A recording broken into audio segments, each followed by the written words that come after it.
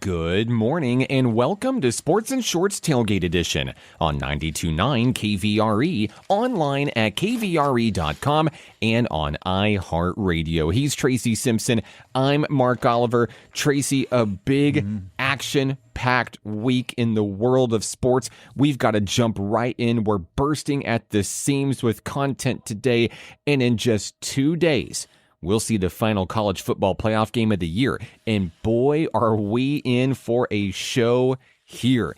Indiana arrives as the number one team in the country, fresh off its most complete performance of the season, while Miami essentially gets a home field championship game in Hard Rock Stadium after surviving one of the most dramatic finishes in CFP history. Miami's semifinal win over Ole Miss was the most dramatic of the playoff. It was a game defined by late game execution, physicality, and yes, a very controversial no call on the final play. More on that in a moment. The Canes' punishing ground attack kept Ole Miss's offense off the field and did just enough to punch the ticket to the title game. And on the other side, Indiana did not just beat Oregon, they carved them up like a turducken on Thanksgiving. This is a Ducks team that has been bullying opponents at the line of scrimmage all season long, and Indiana didn't care. Literally, from the opening play of the game. The semifinal win for the Hoosiers was built on Fernando Mendoza's poise, a suffocating defensive front, and a physical run game. Your thoughts, Miami versus Indiana? Well, I'm going to start with Indiana first, of course, because everybody knows it's been listening to us. I've been on that bandwagon for quite some time. But I think it all boils down to what we talked about actually 2 weeks ago with film study and watching the other teams, because we saw exactly what happened to Oregon, with Miami doing it to other teams right off the bat, the pick six.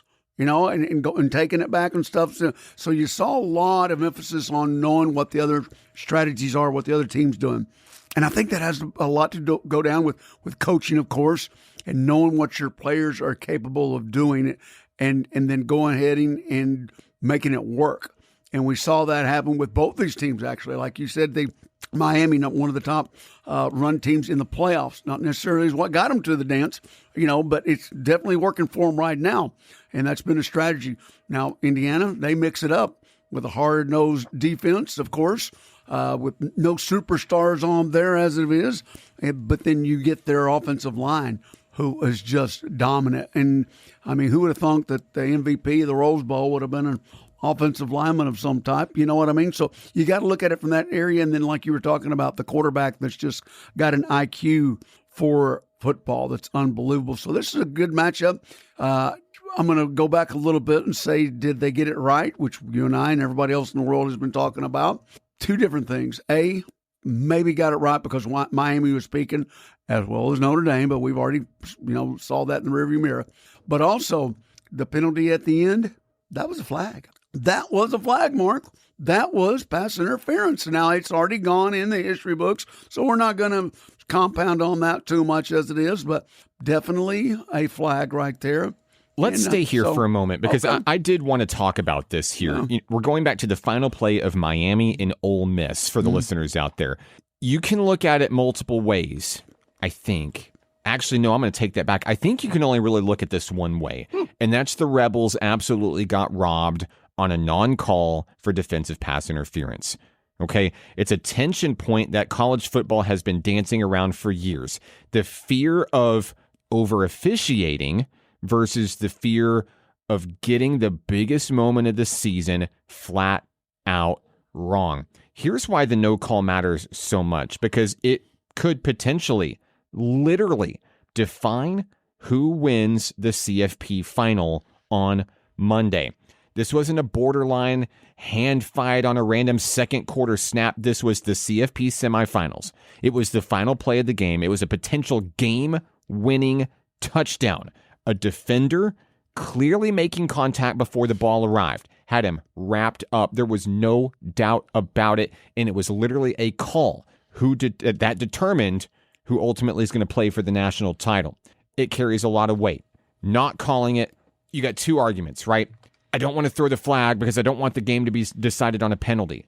But the truth is, not calling it also decides the game.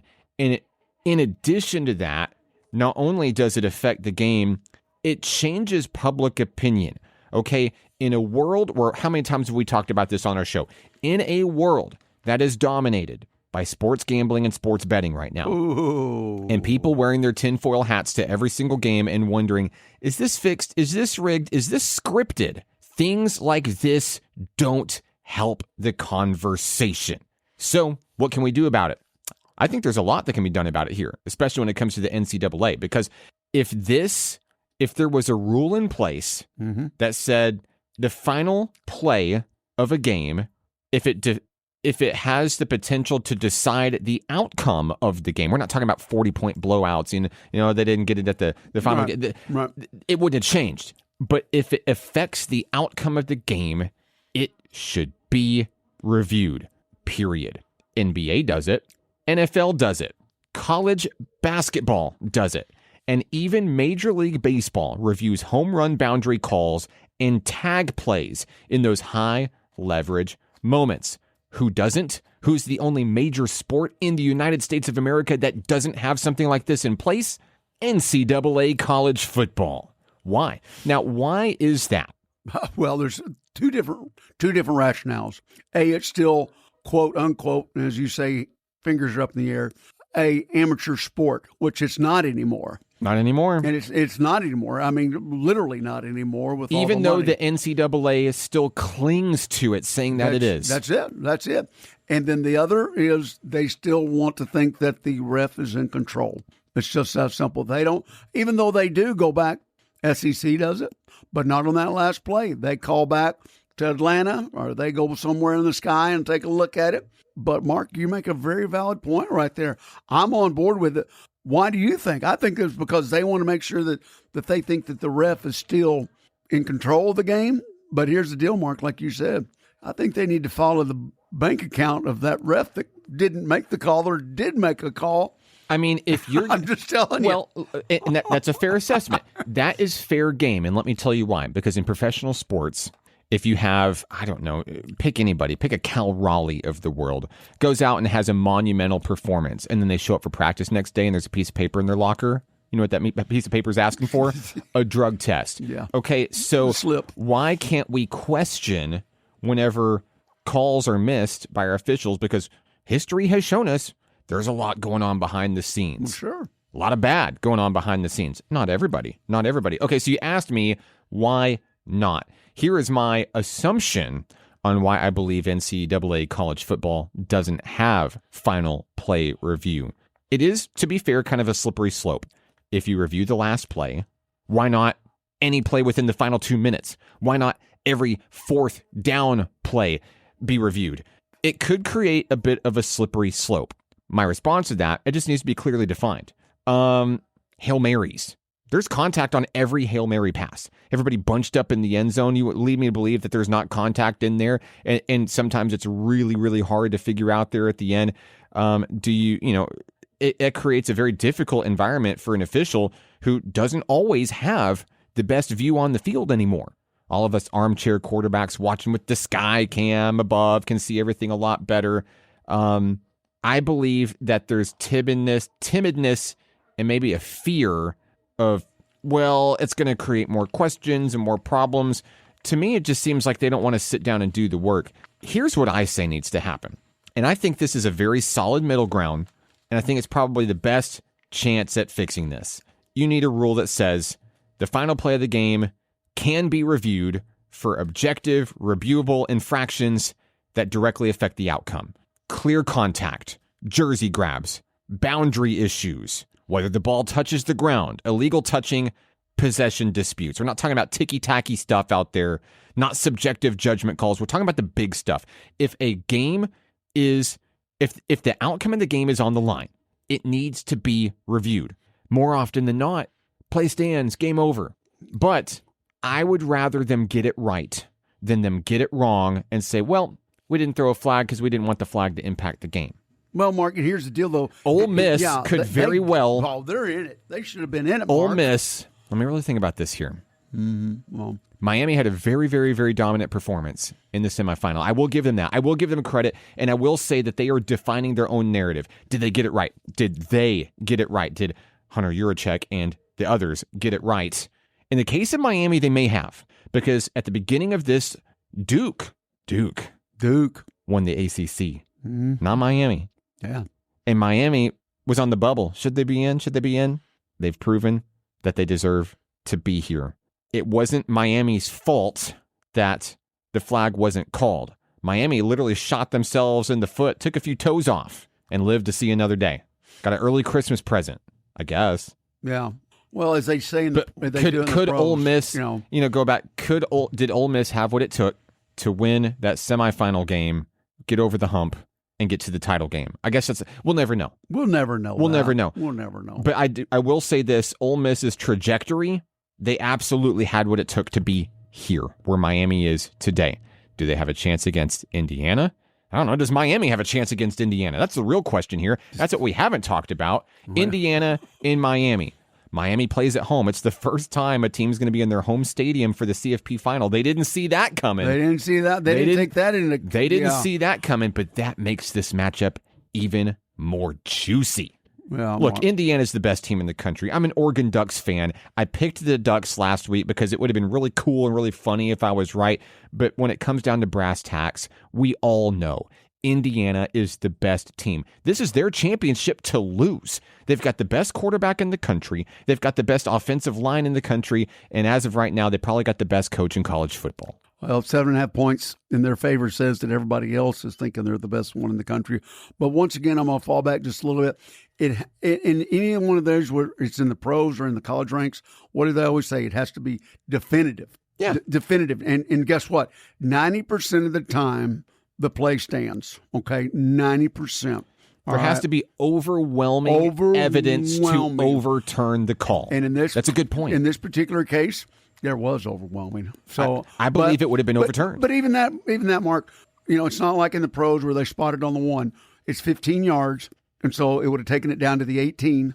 It would not have been an automatic touchdown. No. That's correct. But in a play cannot end, on a defensive penalty. So the game would have continued. Right. 0 seconds on the clock, one untimed down, 18-yard one line. last chance. Hey, maybe Miami's defense holds strong. They've been doing it all season long. Maybe Ole Miss punches that touchdown in. We will never know, but we both agree that they should have had one more shot at the end zone. I like your ruling, though. I do like your ruling, though. It just makes sense. I'm not a rocket scientist. Wait a minute. Wait a minute. You just said the wrong thing right there. All the stuff that you said was absolutely, I was buying. I mean, give me another line. And then you said it makes sense. Does anything they do make sense, really? Anything in NCAA? Listen, I don't know why it takes... Well, you had me at hello, but why does it take me giving 15 minutes or whatever on a Saturday morning to tell them how to do their job? Pay me. Throw me $26. I don't care. Email Yurachek. I bet he'd listen to you. Email Yurachek. I'm sure he would. He needs to listen to somebody in football. Hey, let us know your thoughts on the CFP title game. 501-915-1300. That's the text line. We'd love to hear from you. By the way, let us know who you are and where you're listening from. Yeah, give us that much so we can give you something. Texas, and did they get sandbagged? Did Ole Miss get sandbagged? And also, we want who you're going with, Indiana or Miami. Yeah, give us your prediction. We want that. So you're going Indiana. I don't even have to ask because it would be hypocritical for you to change at this point. Yeah, I do believe that Indiana's going to win this game. Love to see Miami win it just for a little parity in the league, but I mean, parity also means Indiana winning it because when's the last time they won the national championship? It's been a minute. All I know is Caitlin Clark's going to be in the building. Oh, well, and if you believe in good luck charms, Indiana has all they need. Oh, my goodness. The Caitlin Clark effect. It affects college football, too. Did you hear what tickets are going for Indiana fans? Yes, I did. Yeah, I did. Yeah, I don't have that much money in my bank account, so I'm going to be watching it on TV. That's crazy. All right, that's it for segment 1. We got a lot to talk about on the show. Stick with us. NFL Breakdown when we return right here on 92.9 KVRE. Second quarter coming up. And we're back, Sports and Shorts Tailgate Edition on 92.9 KVRE. Tracy Simpson's here. I'm Mark Oliver. Tracy, Wild Card Weekend absolutely lived up to its name this year. From tight finishes, late game swings, a little bit of history sprinkled in as well. 3 different teams, the Bills, The Bears and the Rams won on game-winning touchdowns within the final 3 minutes. It's the first time it's ever happened in NFL playoff history. From Chicago overcoming an 18-point second-half deficit to defeat their arch nemesis, to close calls for the Rams and Bills to advance over the Panthers and Jaguars, we've never seen a wild card round like this. Elsewhere, we saw the 49ers knock out the defending Super Bowl champs in their own house at the cost of losing George Kittle for the rest of the way. In Foxborough, the Patriots win a defensive grinder behind MVP hopeful Drake May, and the Houston Texans explode for 23 fourth-quarter points, not only defeating the Pittsburgh Steelers, but literally leaving their organization in shambles. Tracy, what were your biggest takeaways from last weekend's opening slate of playoff games? Oh, man, well, I was texting you, and we were going back and forth, and me and everybody else. And, of course, my brother, you diehard Bear fans, and I'm thinking the whole time, could this be, and we'll talk about this a little bit, history in the making, Bears, Patriots down the road, and we know what happened in '86. And so, you never know. But I think that was, of course, and of course, my youngest son, he's a cheesehead. So, drastically induced into riding the wave on that one, but the highs and lows. But then all of them just combined, unbelievable. And, there were exciting games, and it was exciting to watch. And if you're not a fan of football, and if you didn't, you should have watched these games. That was unbelievable, Mark. Unbelievable, man. Well, it tells me right now that they got it right. They didn't have to choose who made it to the NFL playoffs. They controlled their own destiny. But we've had some really good games. And I believe that now with it being wide open, Philadelphia no longer in the mix. I always loved that wide open slate of, man, now it's anybody's championship to win. I was surprised to see Philadelphia cough it up on their home turf, and well, they sure let San Francisco have it after the game, didn't they? That was that was horrible. Yeah, absolutely. That was horrible. Well, I didn't expect anything less from probably the worst fan base that in was the National beyond Football League. comprehension. But I'm going to tell you what.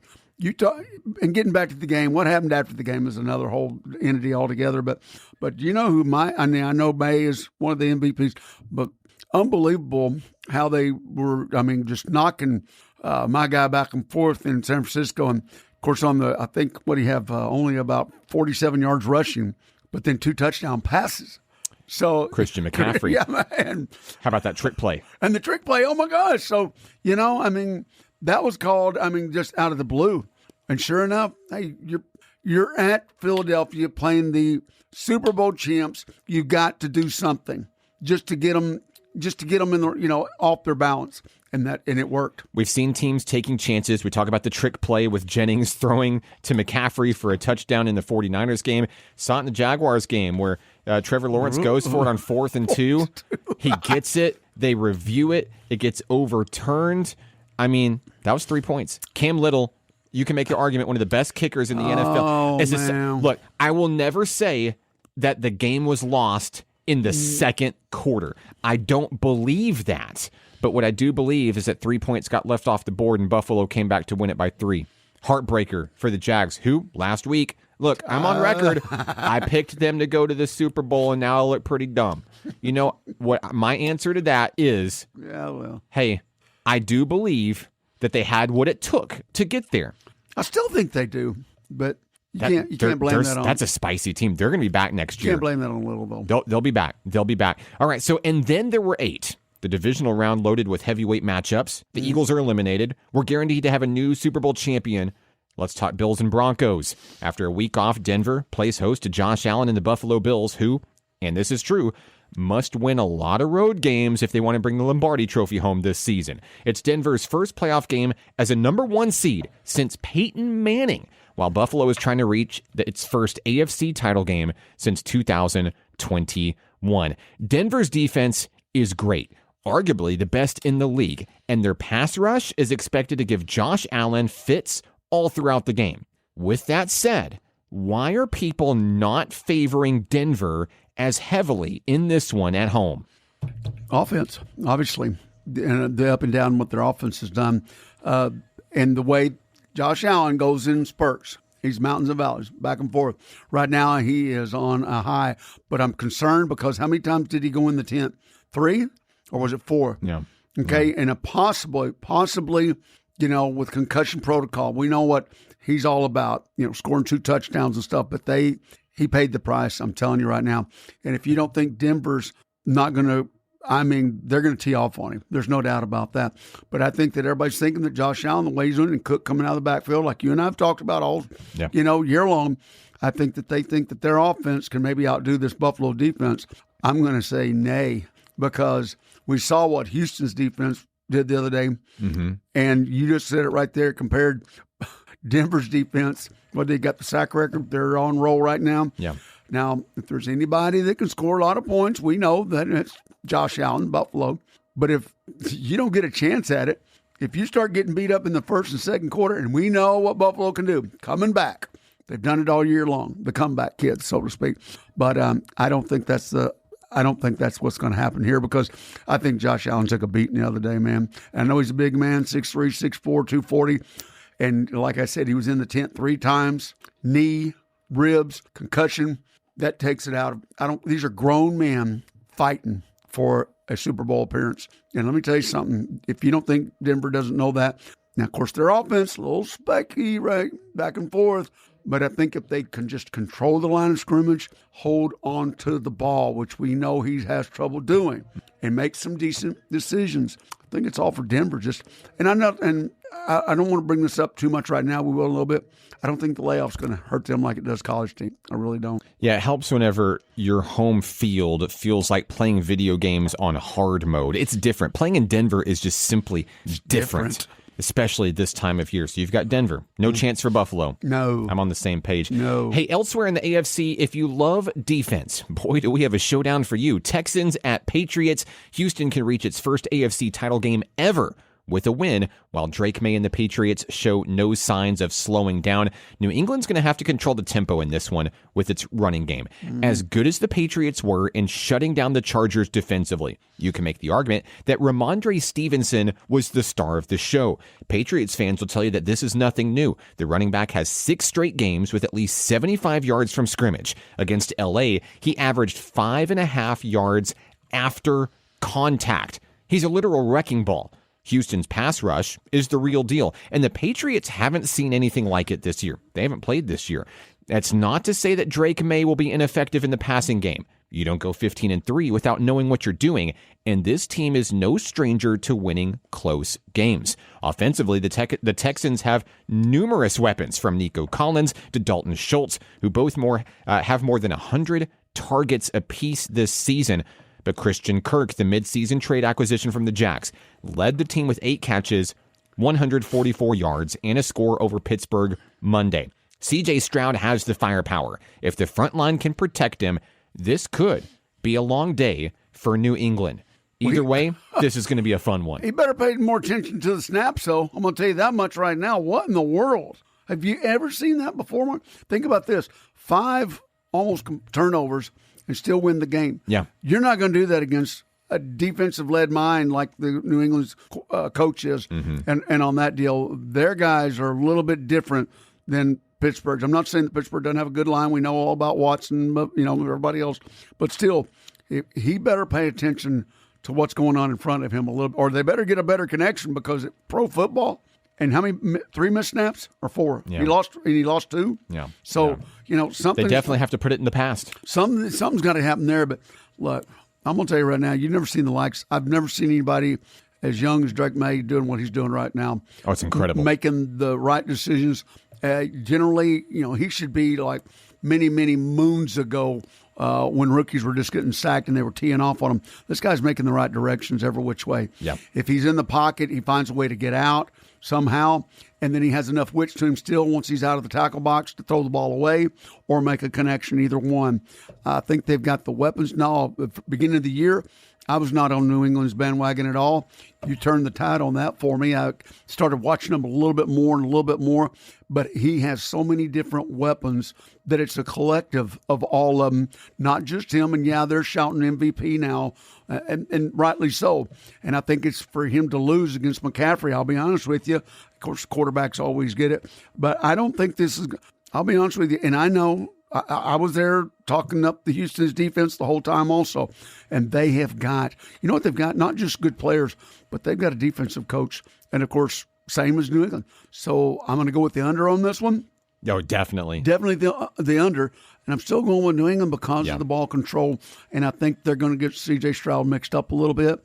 And one thing is, I think Schultz is sort of laughing at Dallas right now. I'll be honest for sure. How about that one? For sure. How about that one? They disregarding him. Yeah. Not that they don't have a couple of good tight ends now, but just totally in his prime, just tossing him and say, okay, I'll move to Houston. Not a big, only 2.5 hours down the road. You see it all the time with weaker NFL teams, just the mismanagement of talent. You've seen it with Barkley in New York. You see it with Derrick Henry in Tennessee.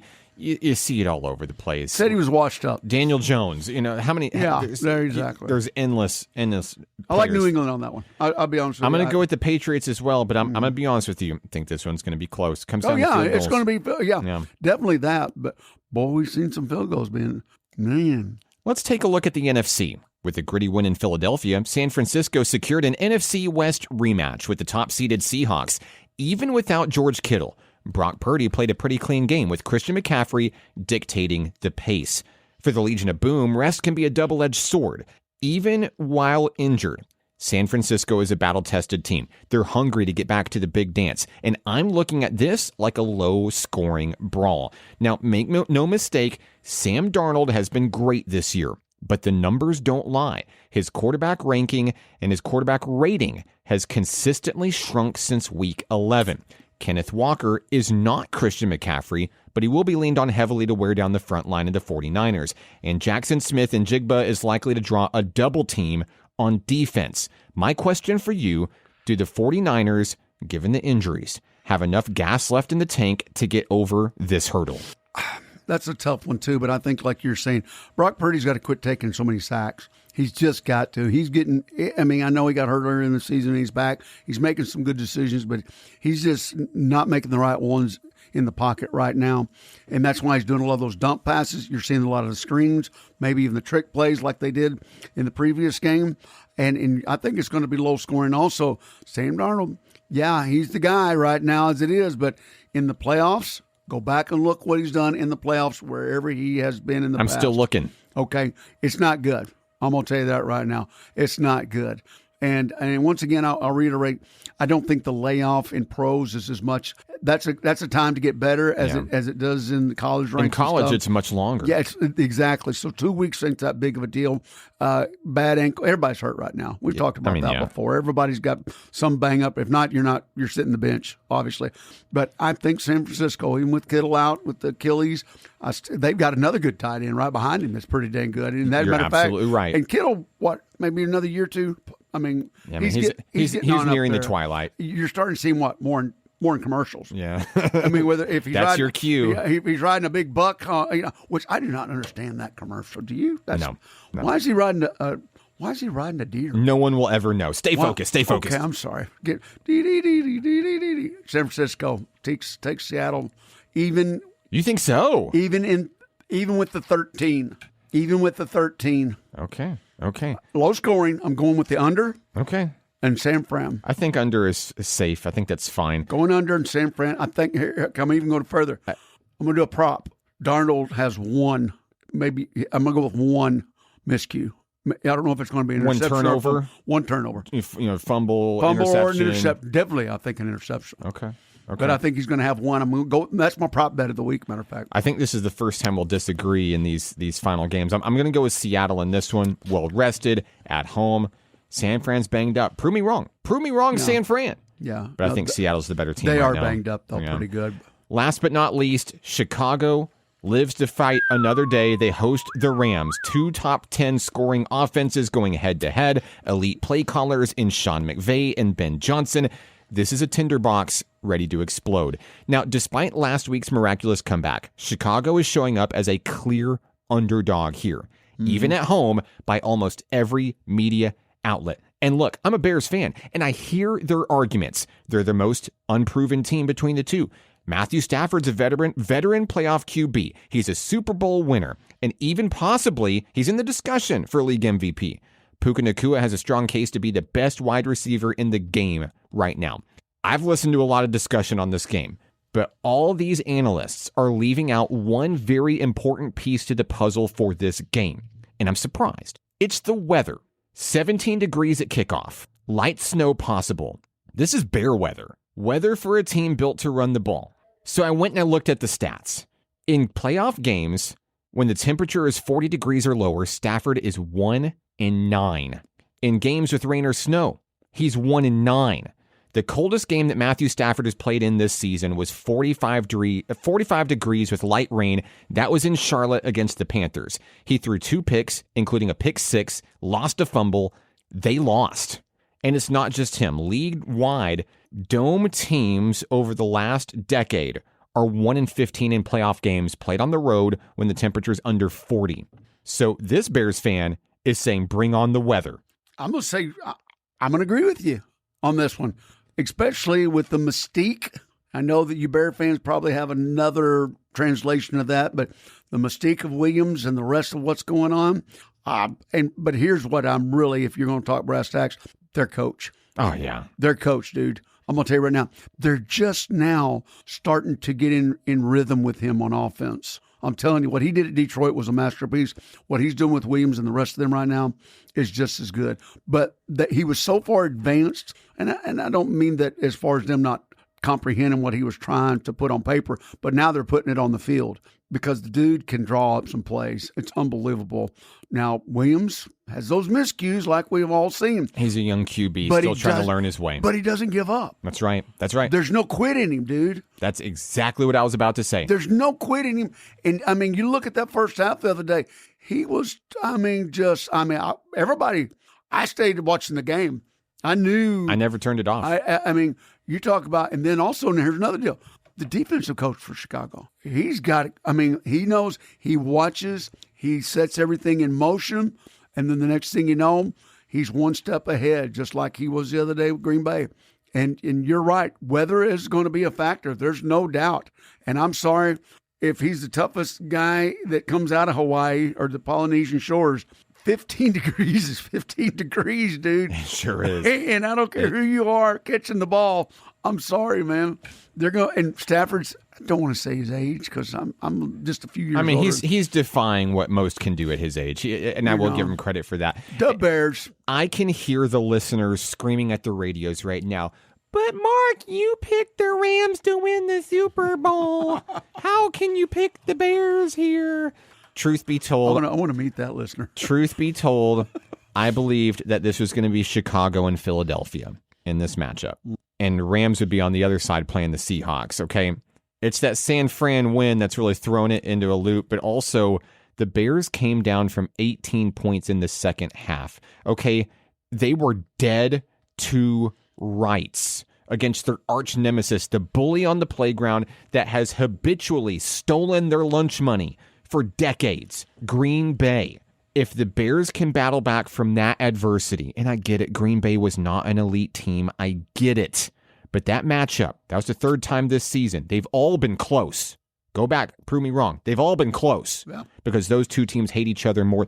You saw the post-game locker room chant and everything for Ben Johnson. He didn't shy away from his thoughts on Green Bay.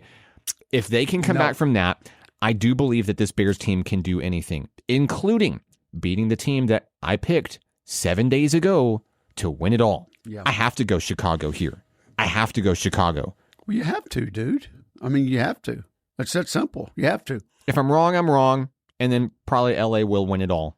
But this feels like my NFC title game happening right here at Soldier Field. I'm going with the Bears. And once again, can history repeat it? Well, it seems down the road. I'm just saying. That's how you started this segment. I'm just saying. And that's how we'll wrap this segment. We go to segment 3 when we come back. Big news on the coaching carousel. More on that next. Sports and Shorts Tailgate Edition, 92.9 KVRE. Third quarter coming up. Tracy, the NFL coaching carousel is spinning faster than it has in years. As of the taping of our show this week, 9 NFL head coaching vacancies exist across the league, with 2 big shockwaves coming from John Harbaugh's firing in Baltimore and, late this week, Mike Tomlin stepping down in Pittsburgh after 19 years with the team. Other jobs up for grabs include the Dolphins, the Browns, Raiders, Titans, Giants, Cardinals, and Falcons. The biggest name here, of course, is Mike Tomlin. With 2 years remaining on his contract, the 53-year-old Tomlin informed players Tuesday of his decision to walk away, one day after falling to the Houston Texans in the wild card round of the AFC playoffs, extending Pittsburgh's playoff win drought to 9 seasons. He leaves Pittsburgh with the unprecedented accomplishment of never having a losing season in nearly 2 decades at the helm of the franchise. He had his 200th career win back in Week 16 over the Lions, and he tied Chuck Noll for 9th all-time with 193 regular season wins with that big Week 18 victory against Baltimore. Now, with Tomlin's departure, the Steelers will begin a search for just their 4th head coach since 1969. Before his resignation, Tomlin was the longest tenured head coach of any North American professional sports franchise, taking the Steelers' job back in 2007. He finishes his career in Pittsburgh with 193 regular season wins, 114 losses, and 2 ties. Tracy, did you see this one coming? I'll be honest with you, no, I didn't. But, as they say, Pittsburgh coach has never been fired. He just walked away. This is true. This is true. He just walked away. But I like the numbers that you just saw. I remember Chuck Knox and the other ones, in my era. Yeah, Bill Tomlin. Cowher. But, yeah, Bill Cowher. But Tomlin, and by the way, anybody out there in Dallas listening in, he's available. Just throwing out there. Right. Thought I would. But anyway. Oh, yeah. Because I still think he's got some life in him. Now, that's going to make a decision at our taping. He hasn't decided what he's going to do. True. Obviously, he's very loyal, no doubt, but to whatever team he's going to play in, which he's only been with one for 19 years. So he's going to have to make that decision. I'm sure he'll get picked up very quick. But the carousel right now, definitely the biggest name available. Oh, there's by far. no doubt. And I've been on his bandwagon, which is crazy to me. And I'm by no means being a Cowboy fan. Steelers, I mean, what they did to us in the 70s. Right. And what they came back and did, even with Coward and stuff, think about that. So, no, but I do respect a winning program, and that is what they've got. Now, him stepping down, what's that going to do I'm more concerned about the team as a whole. Well, when you look at the team, it has a lot of question marks, okay? Oh, goodness. And you can make the argument that, okay, let me back up a second. One of my best friends is a Pittsburgh Steelers fan, diehard. And I know a lot of Pittsburgh Steelers fans in just my work life and my personal life. Many of them are excited for this. They think it's a long time coming. Things got stale. Things got stagnant. They're ready for a fresh start. I am on record calling all of them crazy because the same thing that we talk about with any major coaching hire, who are you going to get? Yeah. You're not happy with Mike Tomlin. I look at the past 3, maybe 4 seasons for the Pittsburgh Steelers, and I'm not an Aaron Rodgers fan. I look at a coach, I look at a fairly young man, he's still in his early 50s, that has done miraculous things with rosters that, I'll say it straight up, were not playoff caliber rosters. Subpar. Very subpar. Yeah. Many of these years, of course, before bringing in Aaron Rodgers, and in those years between Roethlisberger and Rodgers, they didn't have a strong option at quarterback. They threw a lot of wet noodles at the wall and see if they stuck. They didn't. No. He did a lot with very, very little. And that speaks volumes to what he does as a head coach. So to say, we're tired of this, we want something different, we want a fresh start, I say you're wrong. And I think that Pittsburgh is about to enter a very, very deep rebuilding era. Who's going to be the quarterback next year? Aaron Rodgers, as of taping of this show, has not announced anything either, but I believe he's probably done. I think his career is going to end on a pick 6 also, and I kind of laugh about it a little bit. Look, I'm a Bears fan. I don't like Aaron Rodgers, okay? We don't need to sugarcoat it. What happens next is up for grabs. I'm going to go on record right now, and I'm going to say that Mike Tomlin will be the head coach of no one next season. I fully believe he has gas left in the tank, but I fully believe that he's going to take a year off. In my heart of hearts, I feel like he deserves a break. I believe he deserves a chance to recharge. I do believe he'll be back on the sideline one day, but I would not be surprised to see him take a year off. Second, I want to put this on record because nobody else seems to be throwing this option out there, and I think that they're missing the mark by doing so. Mike Tomlin, right now, if he wants to continue coaching and not take a break, he has the opportunity to do the absolute funniest thing possible. and go to Baltimore? OMG. Why is no one else talking about this? Well, for one thing. I know you just mentioned loyalty. You threw that word out, and I knew that it was going to dispel what I was about to say. Would it not be let's just hear me out. He goes into a system that has an MVP quarterback, has a playoff caliber team when they're healthy. He's got Derrick Henry, one of the best RBs in the game. Fairly solid defense there, decent special teams.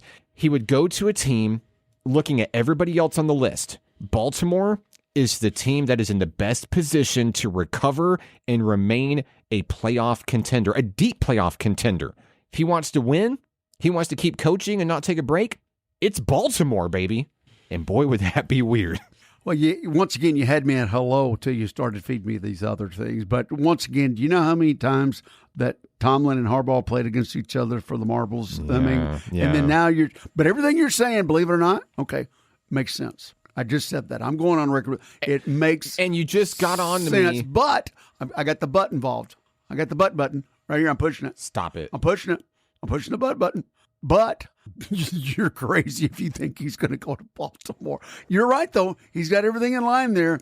And I will be the first one, either raw or cooked, deep fried crow, anywhere if he goes there. I will. You serve it, I will eat it up. But there's no way that he would. I will go with he's taking a year off first. Because there's one thing, there's no other team to really go to that I think that he could really focus on because as it is right now. But you're right. He could walk in there. Whoever walks in there is going to have, a different. In Baltimore? Yeah, in Baltimore. Yeah. Is going to. I wouldn't walk into Pittsburgh right now. Oh, my goodness. Well, and that's the question. Who will walk into Pittsburgh? Yeah. One last thought on Tomlin, though. I believe he's going to take the year off, certainly just due to the mental pressure. Because not that he can't handle it, but the man deserves a break because he has taken a beating, because he has taken subpar teams to the playoffs. He's never had a losing season in 19 years. I mean, find me another coach that has done that. Find me another coach that has done what Mike Tomlin has done. He does not deserve the amount of beating mentally on social media. He doesn't deserve any of it. I'm not even a Steelers fan. But who's going to be the coach at Pittsburgh? Oh, what if John Harbaugh became the coach at Pittsburgh? What if they did the coach swap? Well, here's where I'll tell you that it will never happen. And here's why. Pittsburgh, you want to talk about loyalty? Pittsburgh has a system, and their system has worked. There's a reason that they've only had a few head coaches since 1969. They like to hire coaches who are young, in their mid-30s, possibly late 30s. They're looking for someone for the long haul. Harbaugh's great. He's a proven winner. Don't get me wrong. But he doesn't fit the mold of what Pittsburgh has done traditionally. This is an NFL team that has 6 Super Bowl championships. They're one of the best franchises in NFL history. They're not going to break the mold. They're going to stick to their laurels. They're going to look for someone young. They might even grab someone who is completely off the radar, work to develop him. Pittsburgh's got some ugly years ahead, I believe, in terms of what they're capable of doing on the field. But I believe that they're going to get someone young, get him in, build him up, rebuild this team. They'll be back. Maybe not soon, but eventually this team will be back.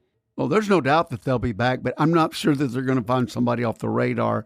I mean, I'm looking at somebody, Raheem Morris, but the likes, but I don't think any of the other coaches besides Harbaugh right now are really people are seeking out right now. No. The interview, which wasn't an interview, but they called it an interview, but it wasn't an interview. Right. That Harbaugh with Atlanta, he thought it was just a phone call. Now they're hitting on social media that they think he's their next coach. And oh man, I tell you what, these people get carried away with next to nothing. But I like your way of thinking. I just don't see it going there. But I think you're right. They're obviously going to bring somebody in, and their tenure at Pittsburgh is going to be another 15 to 20 years, That's the goal. And that's what they do. I mean, obviously, but I'm going to tell you what, we'll talk about this next week. How in the world can you come in a team not knowing who your quarterback's going to be? And there's so many other open, a lot of questions. Oh my God, the conversation, so many of that. But we'll see on that one. I think Harbaugh, which also favors Baltimore, by the way, because the competition in the Browns are looking for a coach. Oh, goodness. Your competition right now is Joe Burrow and the Bengals. That is it. And that is it. So Baltimore is even in even more so in a better position to win now. Harbaugh, real quick, without much explanation, I think he lands in one of two places. New York Giants is a very juicy matchup, very juicy organization that I think with the right leadership could actually develop players into a winning way. Harbaugh could be the coach. They've got great talent. New York does not deserve to be at the bottom of the NFL. They're there because their owners are incompetent. Maybe John Harbaugh can help right the ship. Because of the ownership, I think there's one other option for Harbaugh. I believe it's Miami. I believe getting rid of McDaniel was absolutely the correct choice. There's some pretty good names down in Miami as well in terms of talent. I don't know if Tua is the quarterback of the future. Maybe he's not. But they've got some pretty decent draft capital coming up. Harbaugh probably might enjoy a little bit warmer temperatures instead of being in Baltimore for however many seasons, 18 years, I think, with the Ravens. And he's got a yacht. I mean, he's got a big boat. He won't say he's at the tail end of his career, but he probably is. Might as well enjoy it in sunny Miami, right? I don't know. I'm leaning towards either Miami or the New York Giants for Harbaugh. That will be to be determined. Miami. I like it. I like it a lot. Miami. He likes fishing. He likes being on the big ocean. Yeah, my 7-year-old Miami superfan loves it as well. All right, local roundup just around the bend. Stick with us. Sports and Shorts Tailgate Edition returns in a moment on 92.9 KVRE. Fourth quarter coming up. Tracy, we're back. Sports and Shorts Tailgate Edition on 92.9 KVRE. Big story in Garland County this week where Lake Hamilton High School has announced the hiring of a new head football coach. It's Justin Bigham, and it's a big name for the Lake Hamilton Wolves. He graduated and later coached at DeWitt High School. He previously served as head coach at Tallulah Academy in Louisiana, also Mountain Home, Gentry, Beebe. He's been all over the place, and he's a name that you might remember from the college football days. He played for former Arkansas Razorback head coach Houston Nutt and Hugh Freeze as an Ole Miss Rebel, and this is a very big hire to replace Tommy Gillerin, a legendary coach in the land of the Wolves this year. What are your thoughts on Justin Bigham coming to Hot Springs? You know what? I mean, they had several that they had to go through. You know what I mean? And this guy's got all the moxie. I'll be honest with you. He knows what it's like not only to be in this league on top, you know, obviously Mountain Home being in the same conference, so he knows what he's up against, but also just coming off of, he was over at Cabot at a higher level, so he knows what that's all about. Won a state championship on a different team, and of course, the Dragons have always been there in years, but the biggest thing I think of the whole thing is that him knowing what he's up against as far as this conference, and obviously being one of those guys that's been in football a long, long time. He's faithful to, you know, his dad played for the Razorbacks. That's what I'm saying, to the state is what I'm saying. So he knows what it's all about. The transition to Lake Hamilton's not going to hurt him one bit. I like the hire. I'll be honest with you. They had some big time names. Yes, they did. You kidding me? They had some really big time names. But what I like about this too, though, is he's got a lot of fight in him still, and he brings to the field some different aspects of different styles of football. Guys, I got news for you. The tee's gone. The wing tee is gone. The wing tee is gone. This guy is going to be flying around. So expect big things from Lake Hamilton. Get ready. I'll be honest with you. And expect big things, of course. We talked about it a few weeks ago. Greenwood, no longer in the conference. Yeah. They went down. What? Yeah. Good luck to Hot Springs and Lakeside, right? We'll talk about that later. Yeah. We'll get it lost on a tangent on that one. We need to talk to somebody from AAA. They won't talk to us. They won't talk to us. I know. But, talked about a member of that offensive staff at Class 7A Cabot. Mm-hmm. This is a really big deal. And what I liked was the quote from Lake Hamilton Superintendent Tony Thurman. Said, quote, from the beginning, we knew that when the right head coach emerged, it would be clear, and that moment was unmistakable. They're confident that they have the right guy. New ventures ahead, greener pastures ahead for Lake Hamilton football. I can't wait to see what the Wolves do in 2026. I don't think it's going to be, I need a year to get myself established. I think that they are a playoff caliber team, a deep playoff caliber team immediately. Yeah, no doubt about it. A lot of things going on over at Majestic after just talking about them, huh? Well, Derek Phillips teased last week that a big announcement was coming. That announcement is here. Majestic Park is going to host the 5th annual Dugan Invitational Tournament from January 30th to February 1st. It features 8 collegiate baseball teams from across 4 states in high-level competition representing Arkansas, SAU, Henderson, OBU, and University of Arkansas at Monticello. There's going to be representatives from Kansas and Missouri as well. This is a huge event to kick off the year. Yeah, no doubt about it. And you talk about you want to go out and have some really good play. You go out and watch these guys, and you're going to see a team that maybe win the GAC out there. I'll be honest with you, I've seen these teams already. Yeah, a lot of competition for these teams here. Very excited. Once again, January 30th through February 1st. It's right around the corner. Tracy, that's our show. Sports and Shorts Tailgate Edition on 92.9 KVRE. We're here every Saturday at 10 a.m. For Tracy Simpson, I'm Mark Oliver. We'll see you next week. Game over.